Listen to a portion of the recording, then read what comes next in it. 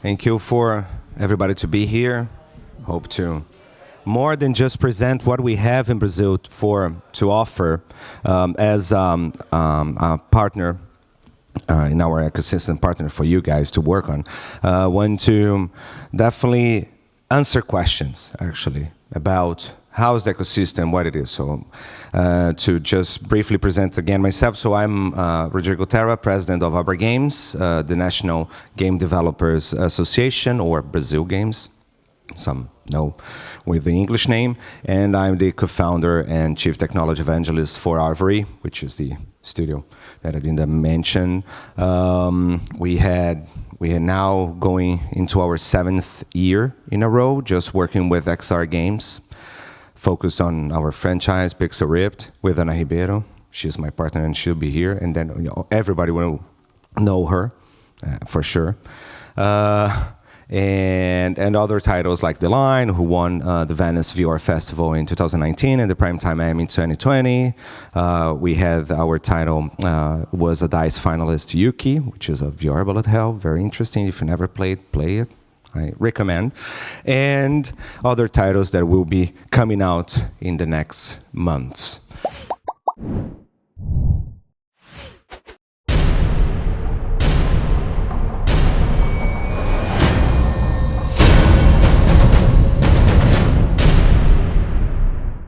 But I'm here also not to talk about exactly about XR, VR, but in the Brazilian ecosystem as a whole. So we are working with all platforms there, right? If you don't work with a Brazilian company or never knew how to work with a Brazilian studio, so I'm definitely glad here to answer all kind of questions that you might have. Let's start just playing our first video.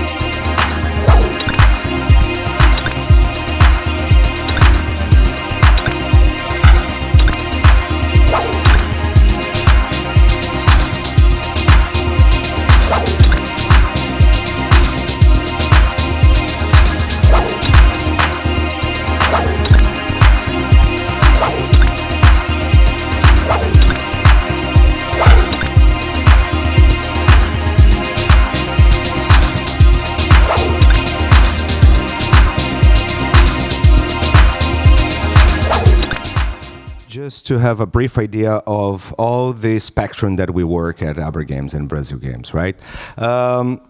First thing, what we want to achieve in this morning also is to have like a panorama or overview of where we are in the market, in the development market there, and how we are integrated and how we tackle the international market. As well. Many of our companies here in Portugal is an interesting place because I have a lot of Brazilians here that lives here in Portugal, not because of the language, but the opportunities to be connected with the European community ecosystem as well. And then the game developers and the founders and who manage the studios are starting to open their branches or moving from Brazil, the HQ, to Europe, but maintaining the operations down there, which has a lot of benefits than just have or just move your company from one country to another just to access a new market. Those operations, and they're spreading out the whole world, we'll see that it has a lot of affects a lot the market down there. So just to have an initial idea of what is Brazil, which is not just caipirinhas and beaches and incredible places to visit, but we are the largest market in Latin America. So we surpassed Mexico a couple of years ago, and then we are the largest consumer market in Latin America.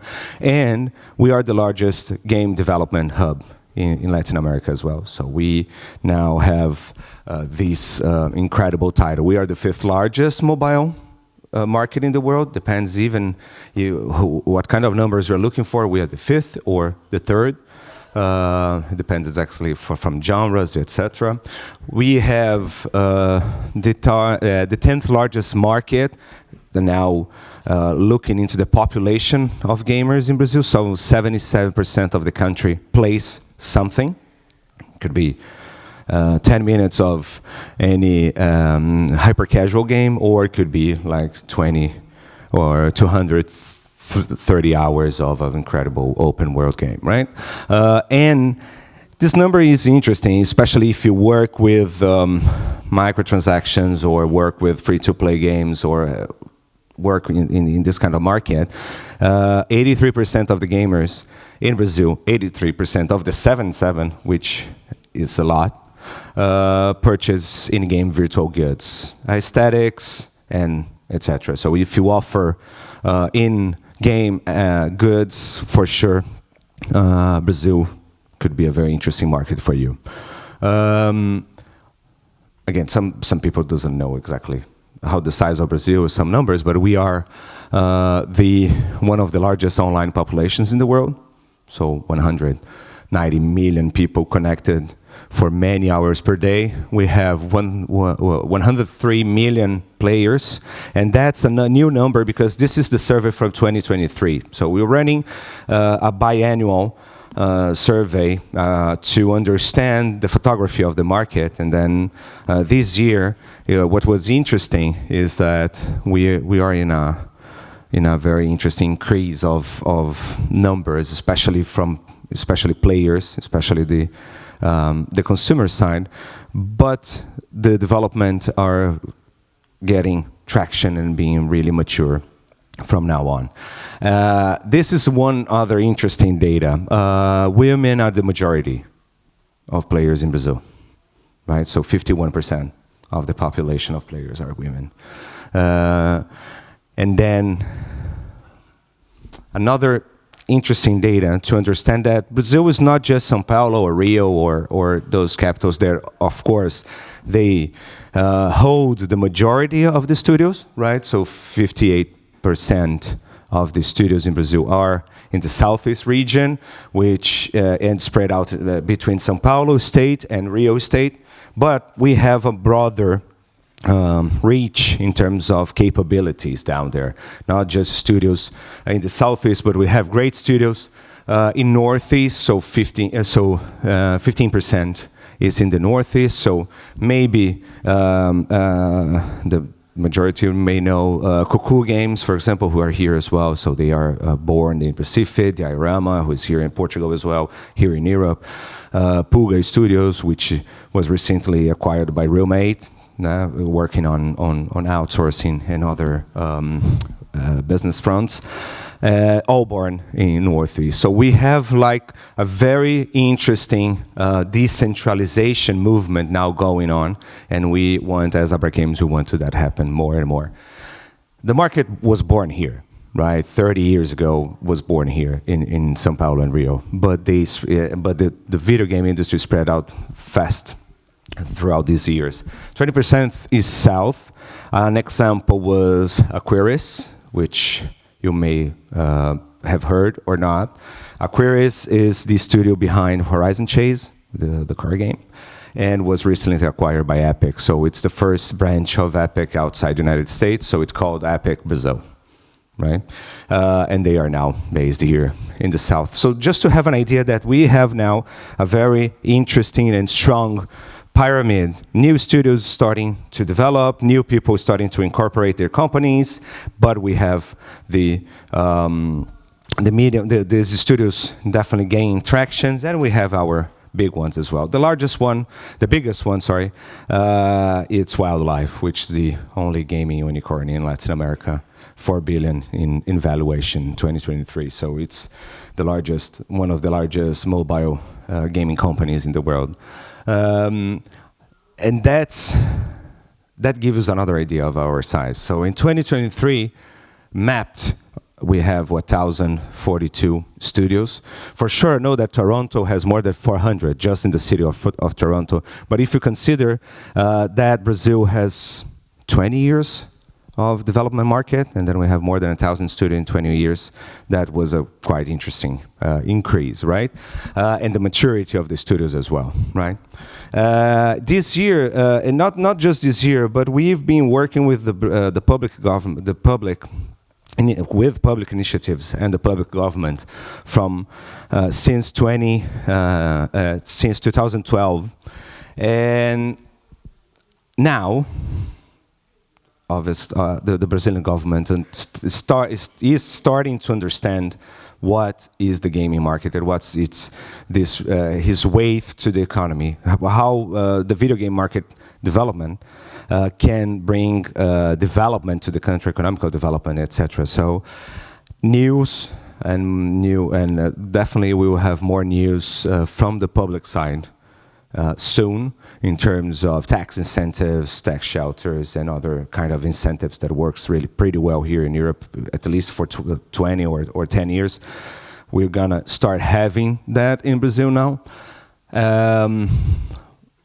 Entertainment is definitely who drives the market for the studios, right? So 58% works with entertainment, but not just entertainment. That's my second message, to be really clear. We don't just work with entertainment.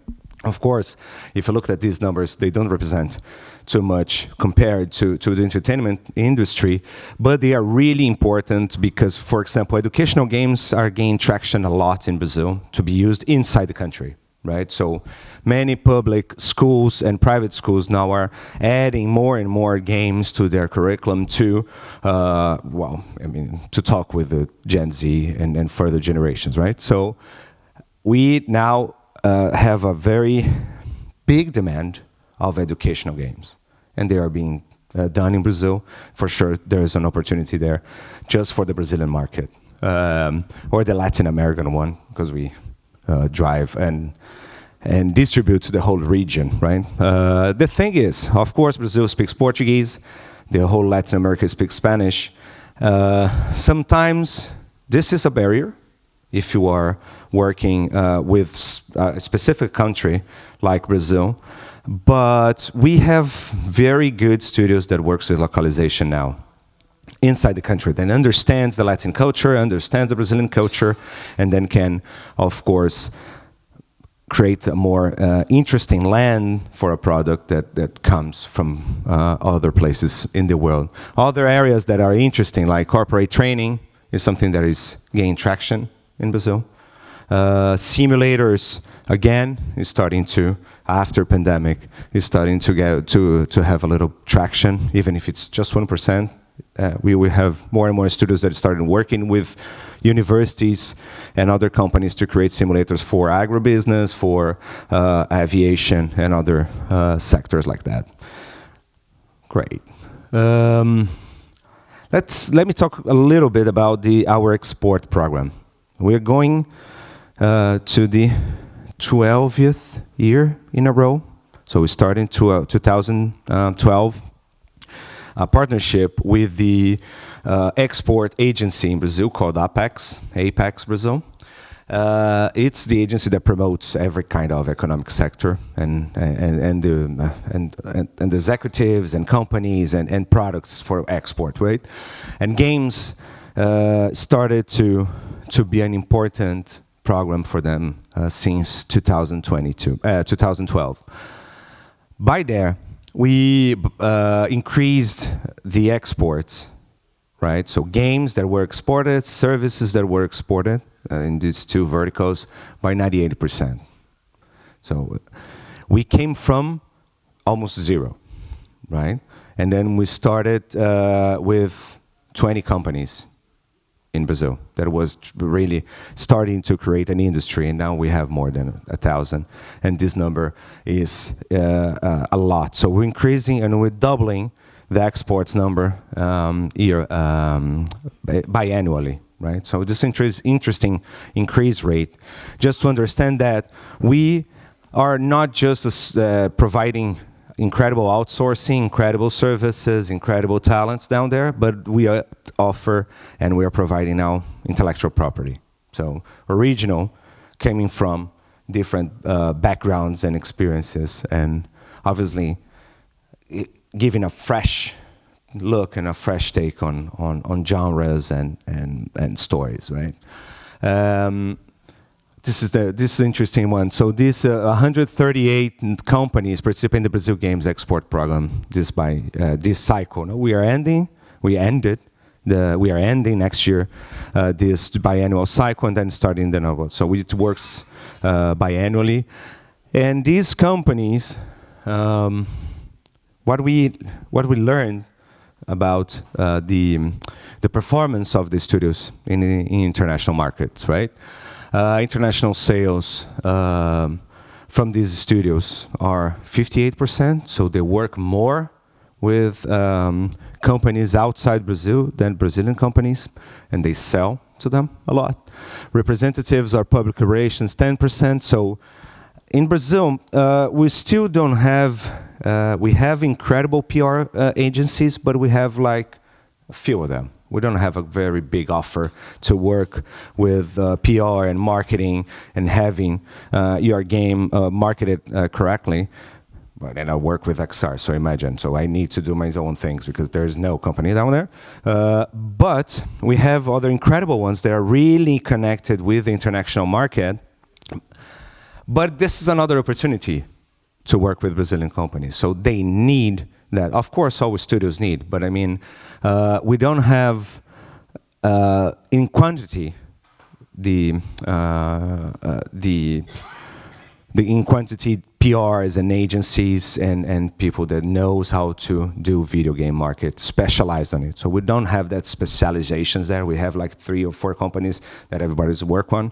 So there's a good opportunity if you guys work with video game marketing down there. 90% established abroad. So this interesting number. So Europe is one of the main destinations when you're starting to expand your business, to open here the market, but it's still United States and Canada are the first place that studios choose to land in when they are thinking to open a new operation or they want to expand their business in other fronts, etc. United States and Canada is still the first destiny. Second one is here, Europe. Portugal is one of them. So we have many companies that are landing here in Portugal, but we have companies in United Kingdom.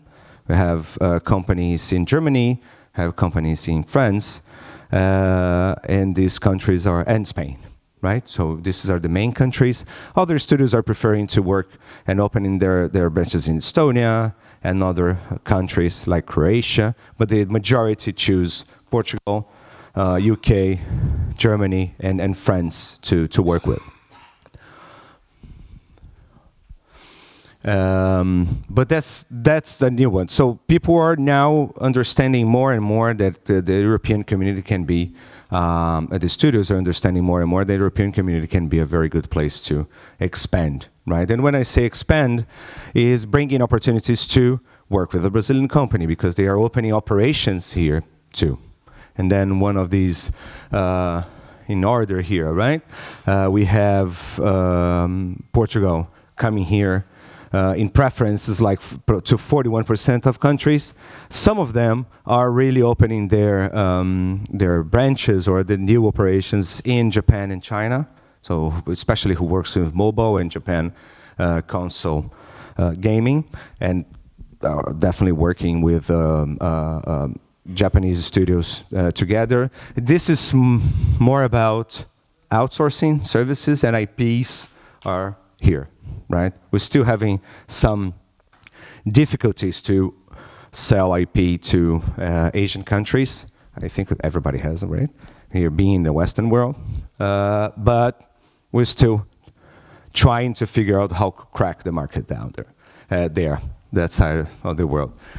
And saying that, 92% of the studios in Brazil work with IP development, right? And for us, that was a shift, a very interesting shift, because We emerged as a service country as well, so having great studios doing service, great talents that were spread out in every major gaming company in the world. For sure, if you work with one of them, you met some Brazilians, for sure. And then in a moment, we started to change that. So the talents started to stay in Brazil or work abroad, but for a Brazilian company. And that brought to us the ability to start working with originals.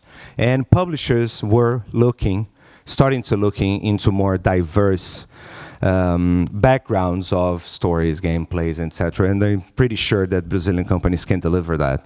The question, I developed my own IP, it surprises us every time. So people really want to deliver something different to the world. So I think working with a Brazilian studio can give more diversity in terms of teams composition, and that brings more value to stories, gameplay, and other development aspects, right? Even coding, right? Licensing is something that's still going on. Only big companies, big studios in Brazil can work with licensing, right? Because it depends to have a lot of money up front. So new kind of deals need to be made if you want to work to license with license an IP or do a licensing deal with a Brazilian studio. So keep that in mind.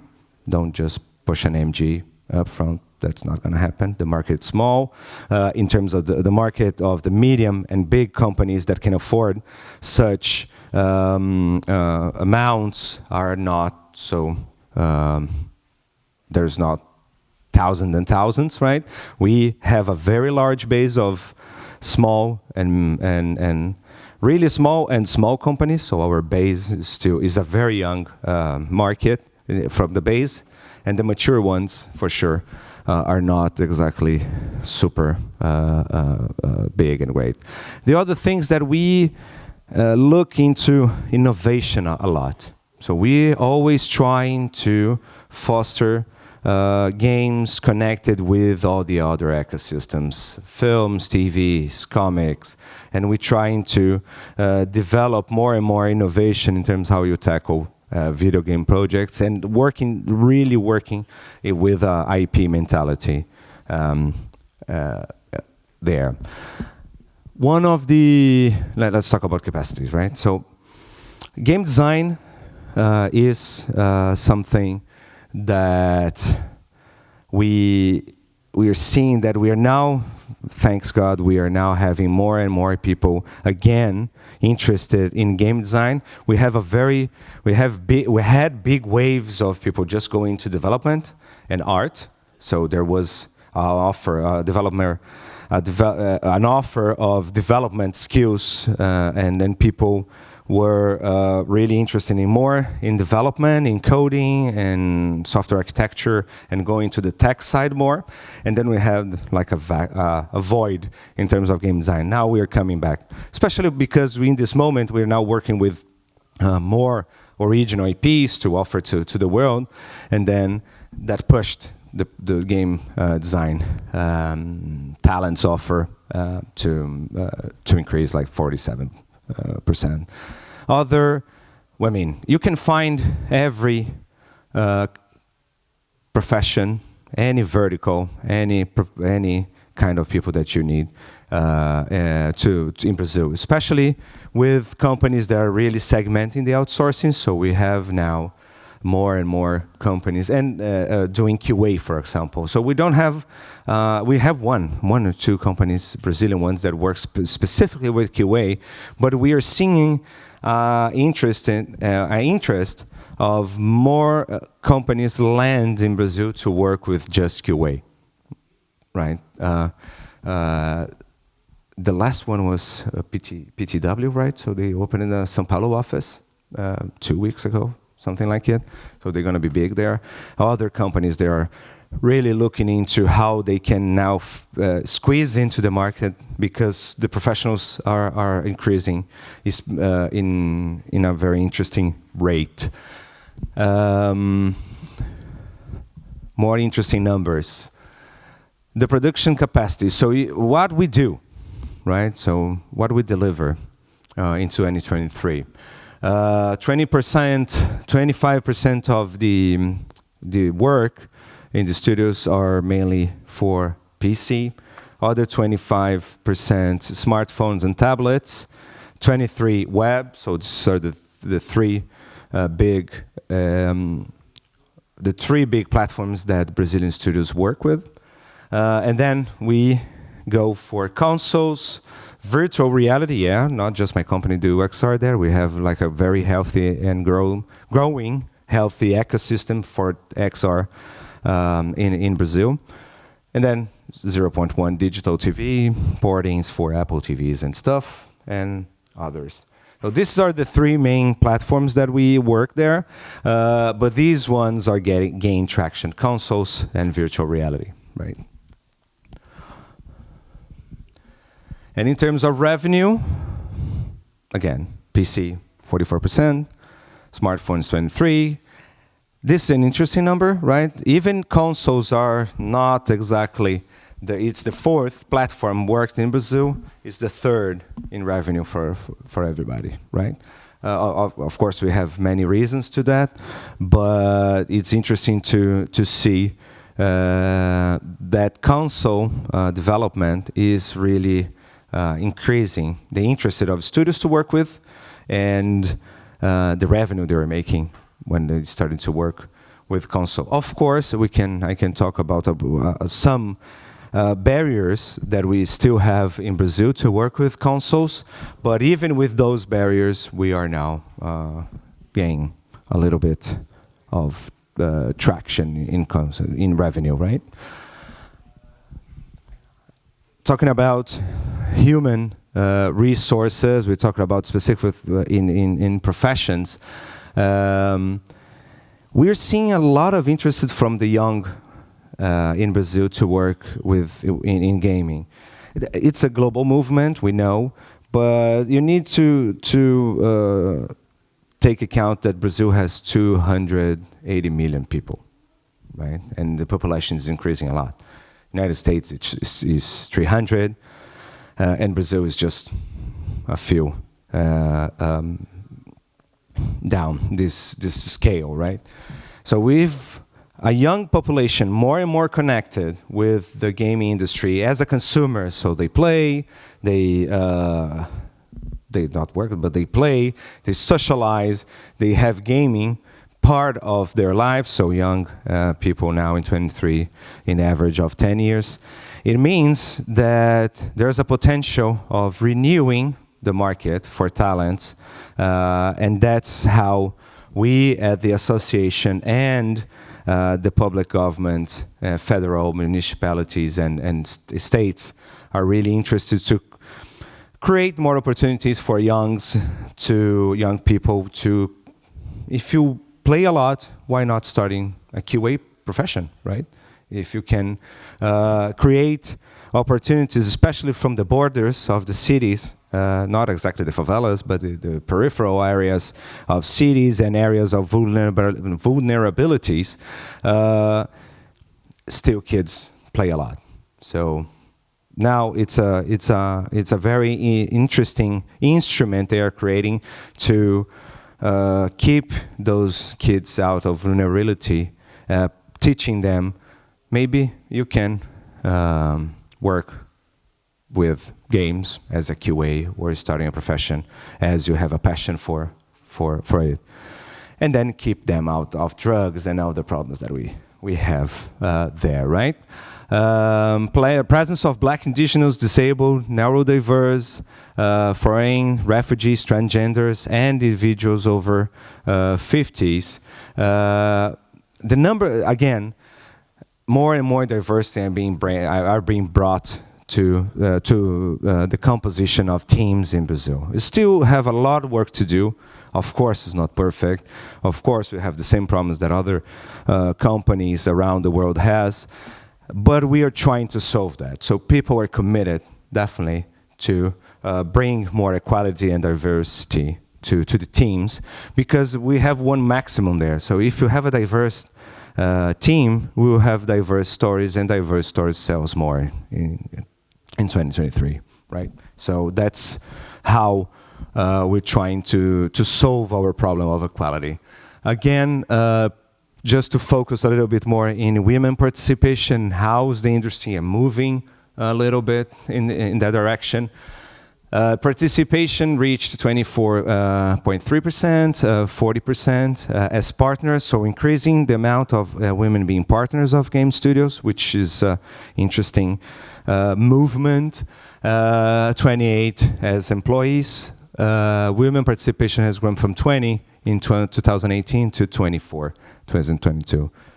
Huge leap for sure. We expect it to be more, but if it's increasing, that's that we know that the policies that the studios are applying to themselves are working, right? Again, 74% of the industry is made by men, 24 women, 1.5 non-binary. Remember, that's a survey, right? If there's any number or a slide or something that you want me to go back, for sure, just ask me. And really want to know if you guys have some questions, how I can help to make you starting doing business with Brazil. And thank you. Tem que falar no microfone. Not a question, but just to let people know that this QR code leads to a survey that we do every year, and you have detailed information about the Brazilian ecosystem. This presentation is based on the survey. So this is we have the fact sheet, which is really good to just share internally, and we will release the full survey, which has very in-depth data from 2023 about studios size and more and more information. Yeah. You also have a question? Okay. Hello, thank you for the presentation. It was really interesting for me. I'm originally from Ukraine, but now live in Portugal, and I'm interested also in Brazil. So I have like more social, economical questions. So, what is the reason of the growth of this industry?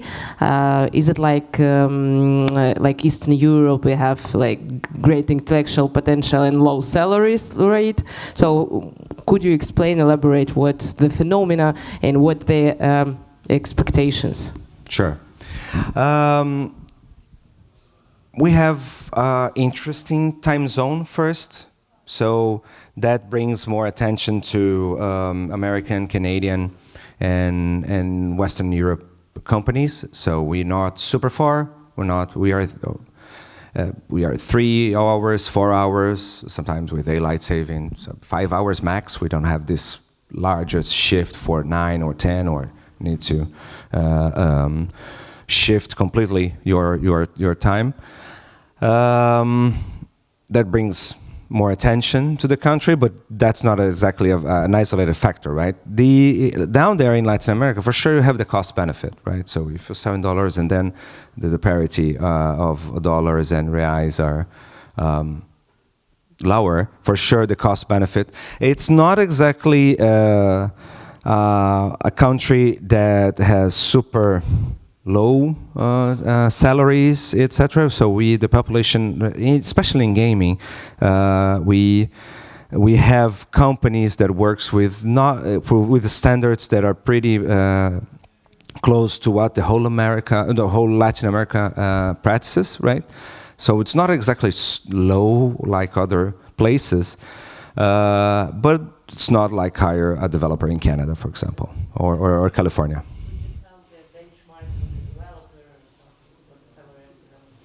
The amount,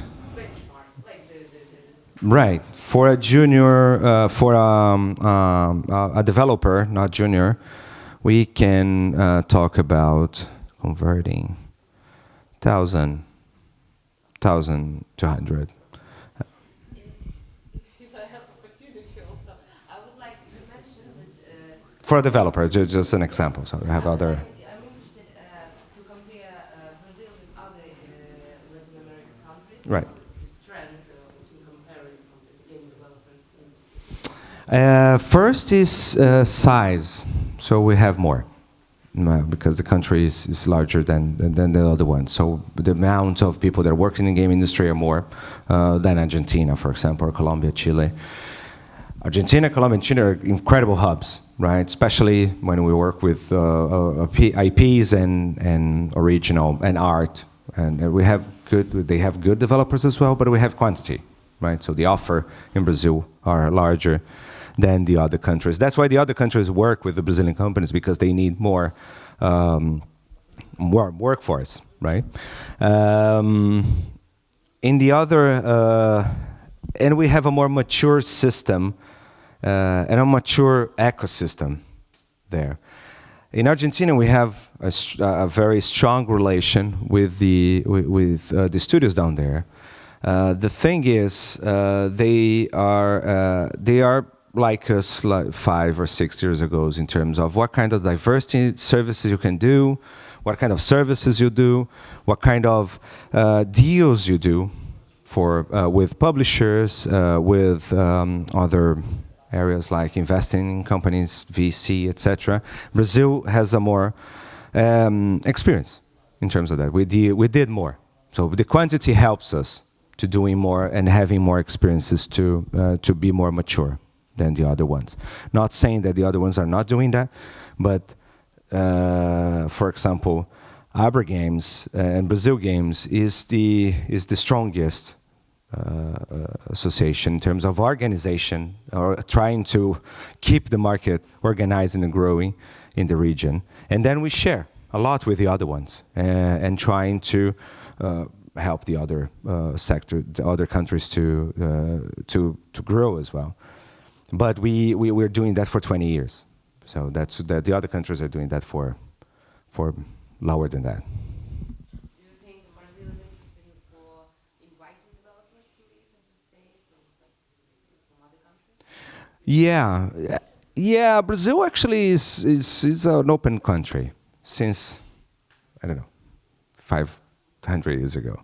So we don't have any kind of policy or cultural problem or social issues that can say no. But that's interesting question. We don't have like public programs like Canada that creates incredible incentives to go and live there. We are not there yet. Or like Portugal, but we are not there yet in terms of building those initiatives to land you and then live. But of course, Brazil has a lot of other opportunities to look into. There's no these specific incentives, but for sure, everything is facilitated there. There's no exactly very super high bureaucracies. If you want to do weapons in Brazil, for sure you're going to have more licenses than you were thinking, but to do video games, no. And live there, we have the same visa as Portugal, so the Nomad visa, we have that in Brazil as well. And you can, for sure, establish really quick and easy, especially if you work, if you are in countries in European community, they're facilitated, and for Portuguese are even easy, right? So it's just go there, a bunch of papers, and that's it. Yeah. 5 minutes to end. So I think we have 2 questions, right? 2 moments. 2 questions. Yeah. Oh, thank you very much. Thank you for the interesting topic. Could you please tell, do Brazilian gaming companies usually translate their games to many languages, or mainly translate it only to English, Spanish, and in Portuguese? United States still one of the main destinations from exports. So English is mandatory to the world, but especially to the main market that we have now. But we do. The thing is, the studios depends on the budget, so they prioritize the localization and what they're going to do. English, Spanish, and Portuguese are kind of mandatory to keep working. But studios, for example, my studio, we translate to 10 languages, right? So we tackle the everything that we can have. We have here in Europe and 3 or 4 languages in Asia. That helps for sure. And there are a lot of studios that do that, but it depends on the budget itself. But they do. They do. They work with the other companies that you guys are used to, keywords, and even a lot of localization studios in Ukraine, Brazilian studios definitely work with. We do an annual road show, so that's important too. So we do an annual road show with the Brazil program, and then we are in every event in the world, right? So we are in GDC, we attend GDC, we attend Gamescom. We have Big Festival, which is the largest game business event and market in Latin America. We will have interesting news for Big Festival by the end of this month. It's going to be bigger. This is a very good moment to learn from Brazil, from Brazilian studios, to attend, to understand the country. Big Festival is one of the important and the most important event in Latin America. The second one is IVA in Buenos Aires, which is it's an event like DevGAMM that happens in 2 days in Buenos Aires, and the largest one that everybody comes is Big Festival. So this is where you do one of the moments that you can do a very close business, and the most of localization companies go to Big, go and approach the studios, and that's why they can have more and more opportunities. We are at Gamescom, we are here now, we're exploring Web Summit too. Not saying if it's super incredible for games for now. DevGAMM for sure it's better. And we are year yes, year no, we are at TGS as well, Tokyo Game Show, and Asian as well. Thank you.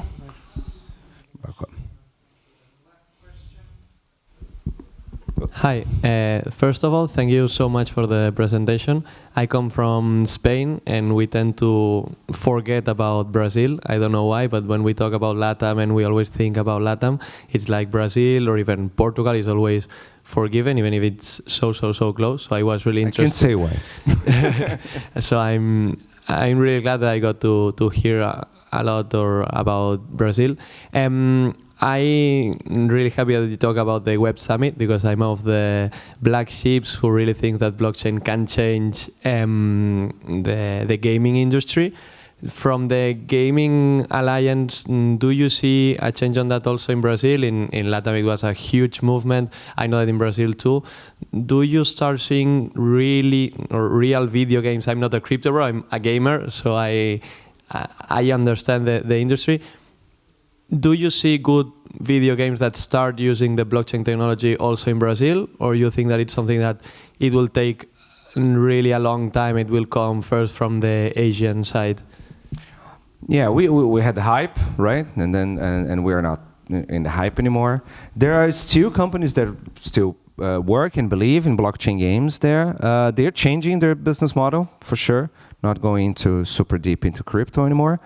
But they are connecting. They are connecting tech initiatives, right? So blockchain, doing blockchain games, but for example, for corporate metaverse. I don't know if I can say that word here, but yeah, for or as I prefer, social online immersive platforms. That's metaverse is something for 20 years. But yeah, so now they're changing and pivoting, not just going to B2C, but now looking into B2B. Looking into corporate platforms and using that as a pilot for their blockchain. And doing, as I said, so educational is gaining traction. So the blockchain companies, really, blockchain games companies are now looking into a new opportunity. And we'll see. Okay. Thank you so much.